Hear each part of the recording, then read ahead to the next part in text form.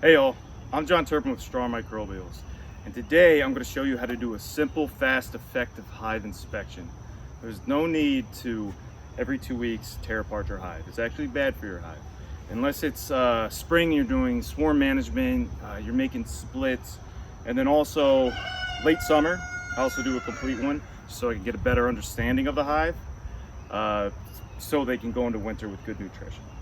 All right, so first you want to have the equipment that you need: hive tool, smoker, and whatever protective equipment you feel comfortable with. My bees are relatively nice, and I'd rather be stung than hot. So I just got this guy on. Yep, so you could smoke the front if you'd like. There's not a lot of bees right there right now. There's a hive beetle.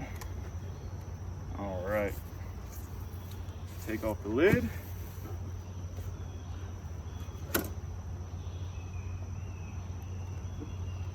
The inner cover. I give them a quick smoke, as much as needed. There's a few small hive beetle in here, not an alarming amount. All right, so in a quick inspection, take out the last frame. You do not need a frame holder. You can see here they're filling that out. This was a late split to prevent swarming before honey flow. Then you just want to hop to where she would lay. So for me, it's going to be about right here. You can look at all the other frames if you want, but you do not need to. And these are mostly honey frames. Anyways, let's pull one of those out just to look at it.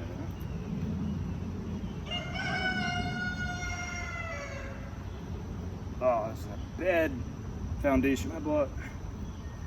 Always buy good foundation. Else you get structures like that.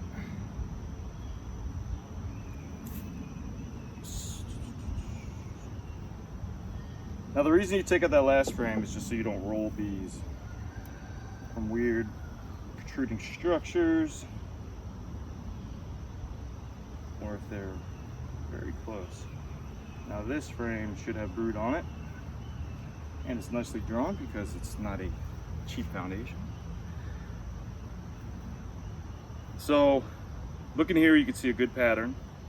See, they have a good ring of honey, not much pollen to speak of. The larva looks healthy. I see no obvious signs of disease. You can see this on there. There are swarm caps on the bottom. However, they're not active.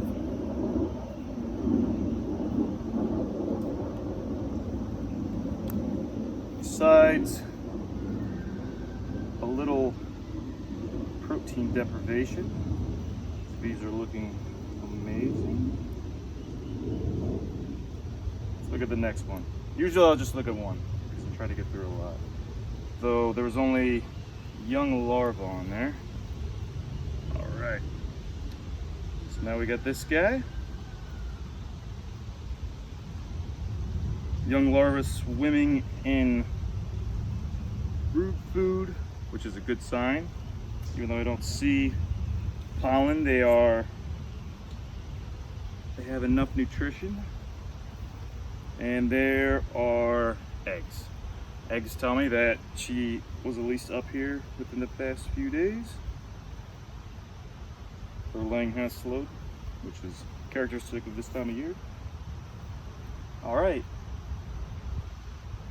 And that is really all you need to know. Now, depending on your management strategy, you might want to do a varroa check.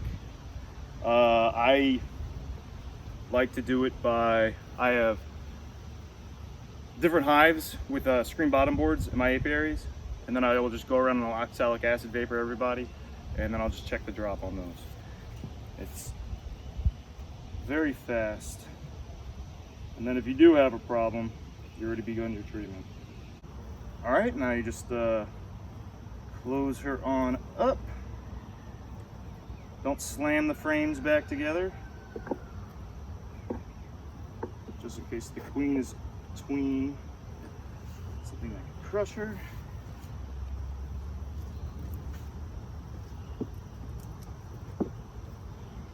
All right. Now I'm going to put a little super DFM on there to keep them healthy. You generally want to put it where the brood is, which they're mostly over here. There's probably a lot more in the bottom, but the bees will disseminate it across the hive. Now you might be thinking, oh, they're low on protein, maybe I should give them pollen soap. I don't want them to grow.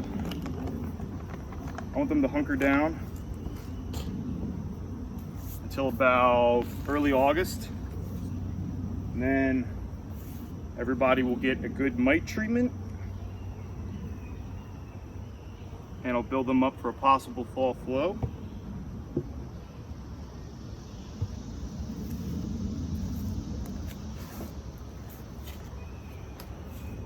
So what if you do find something?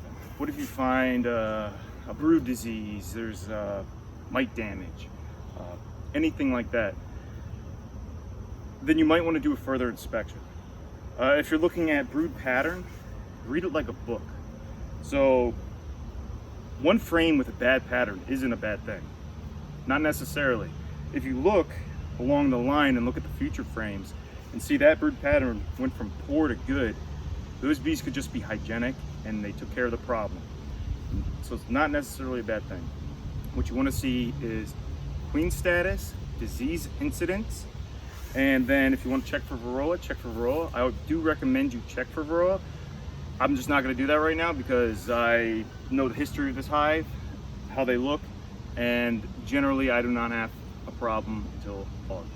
So remember, the main reason why you want to do it this way instead of ripping your whole hive apart every 2 weeks is when bees walk, they leave chemical trails. Every time you take everything apart, you are disrupting that day significantly.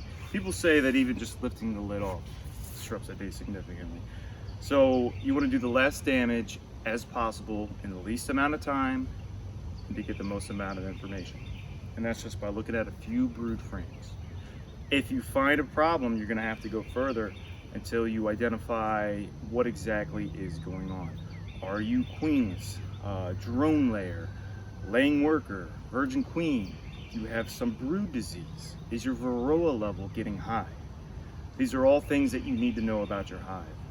And what you're going to do in response to that, and then also feeding and etc., I can't tell you. It's going to have to be from you, your business model, time of year, your bees, what you want from them, and what you're comfortable doing.